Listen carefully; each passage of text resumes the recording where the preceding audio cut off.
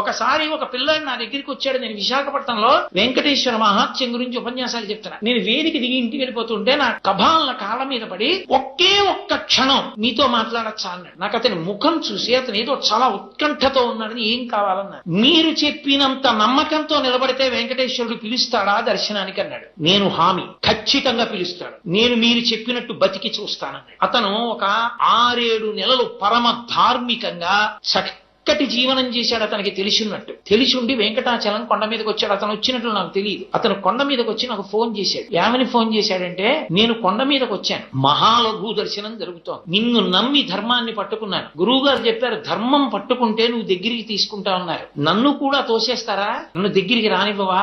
నువ్వు నన్ను దగ్గరికి రానివ్వకపోతే ఇక నా శేష జీవితంలో ధర్మం పట్టుకో. నువ్వు నన్ను ఇవాళ దగ్గరికి తీసుకుంటే నా ఆఖరి ఊపిరి వరకు ధర్మం అవుతావు, నీ ఇష్టం అనుకున్నానండి. అకస్మాత్తుగా ఎవరో వచ్చి నన్ను పిలిచి, ఏమండి హుండీ లెక్క పెడుతున్నప్పుడు కాసేపు అక్కడ నిలబడి చూడాలి, అదేదో ఒక ప్రత్యేకమైన విధి ఉంటుంది భక్తుల్లో కొంతమందికి, నేను ఎప్పుడు చేయలేదు, నాకు తెలియదు, అలా ఉంటుంది అని చెప్పి నన్ను పిలిచారండి. పిలిచి కొంతసేపు నేను ఆ సేవ చేసిన తర్వాత, అలా చేసిన వారికి దర్శనం ఉంది బాబు అని లోపలికి తీసుకెళ్లి దర్శనం చేయించి పంపించారు.